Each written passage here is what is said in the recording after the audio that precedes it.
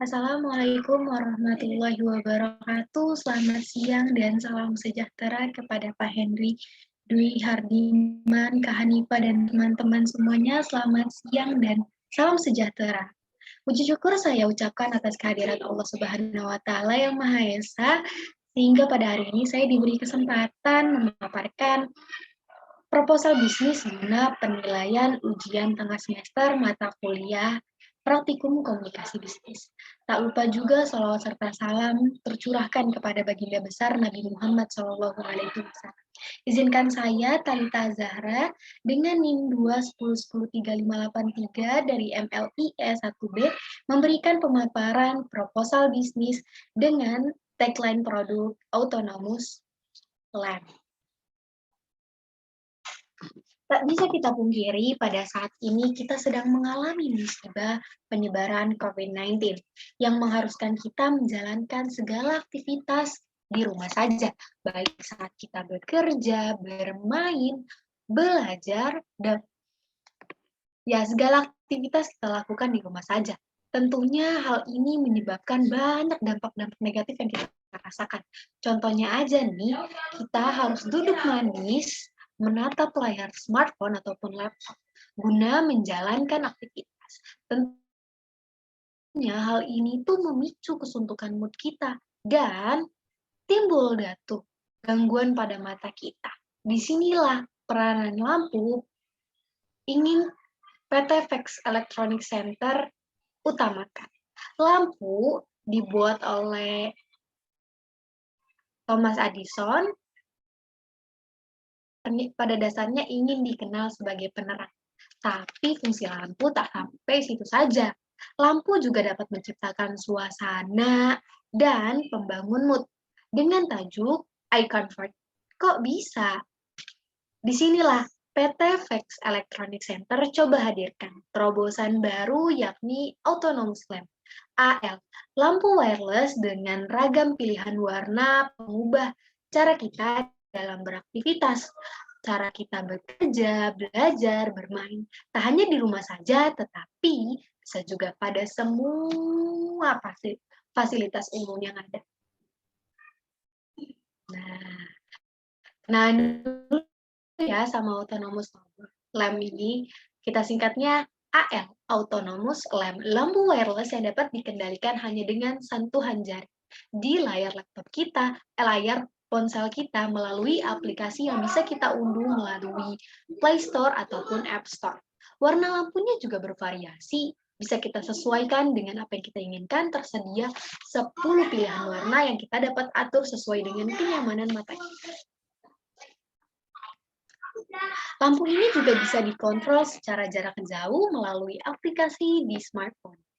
Berikut spesifikasi produknya, sudah dilihat dan terlihat jelas, tingginya 11 cm dengan berat 0,04 kg, tegangannya 240, dayanya 12 watt, dan panjang penggunanya bisa digunakan selama 15 tahun.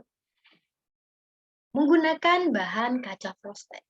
Metode pengemasan yang digunakan pada produk ini yakni manual, terbuat dari kardus berbahan tipis yang dilapisi oleh bubblewrap guna melindungi produknya biar nggak pecah saat didistribusikan ataupun dikirim ke penjual.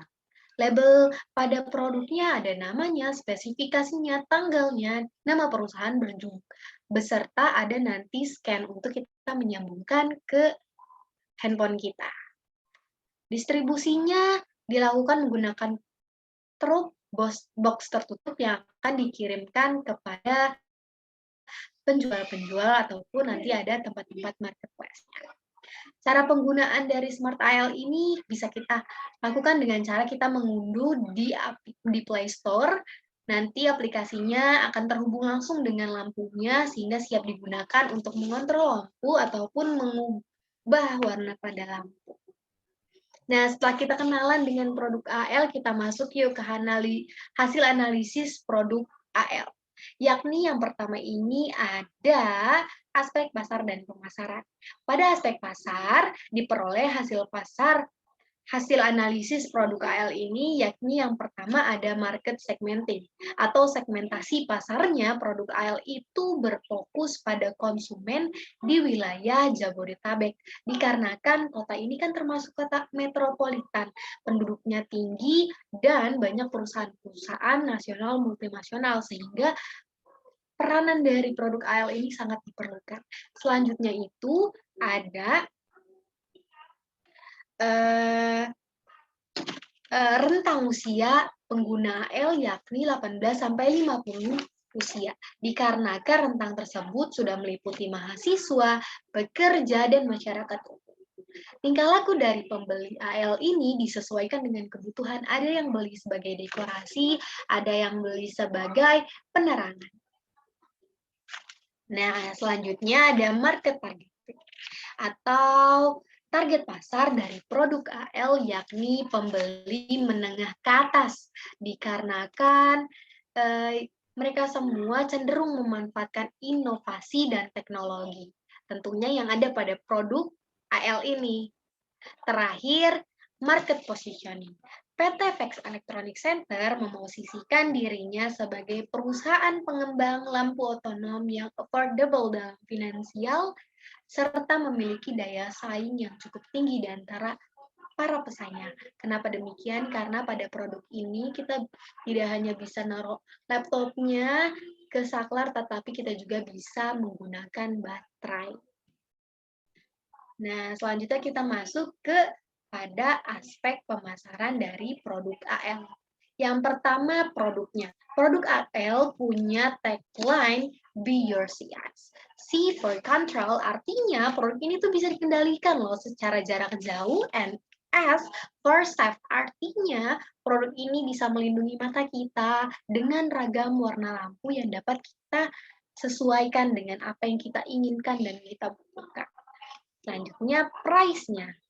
Harga dari produk AL ini sekisar 325.000 dengan labanya 85.000 per produk. Harga ini jauh lebih terjangkau dari pesaing-pesaing lainnya. PT Vex Electronic Center melakukan promosi terhadap produk AL ini dengan beragam media sosial, iklan, dan pemberian secara grosir. Adapun tempat produk AL dipasarkan yakni pada marketplace produk elektronik yang tersedia di internet. Nah, selanjutnya kita masuk kepada aspek teknis dan teknologis. PT Vex Electronic Center dalam memproduksikan produk AL ini dengan menggunakan strategi make to stock, sehingga selalu siap dalam jumlah persediaan yang diinginkan oleh konsumen. Adapun rencana produksinya 6.000 produk per tahun atau setara dengan 500 produk per bulannya. Nah, selanjutnya kita masuk kepada proses produksi AL. Sebagaimana berikut, dimulai dengan start, dilanjut dengan pembacaan PIR atau Passive Infrared Receiver guna menguji deteksi keberadaan manusia. Selanjutnya nanti ada pembacaan LDR, Light Dependent Resistant, guna mendeteksi adanya cahaya dan mengatur tingkat pencahayaan secara otomatis.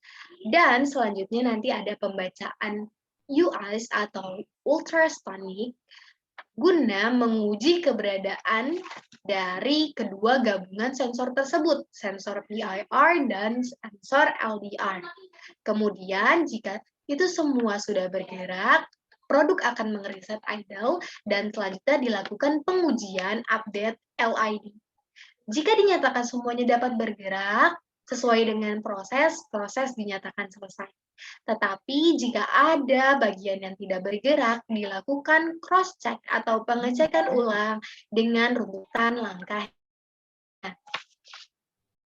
Nah, ada pun cara penggunaan daripada produk pertama, kita masuk dulu ke aplikasinya, nanti diminta kita untuk beregistrasi. Setelah kita meregistrasi, nanti ada bentuk seperti selanjutnya, nanti ada edit advice.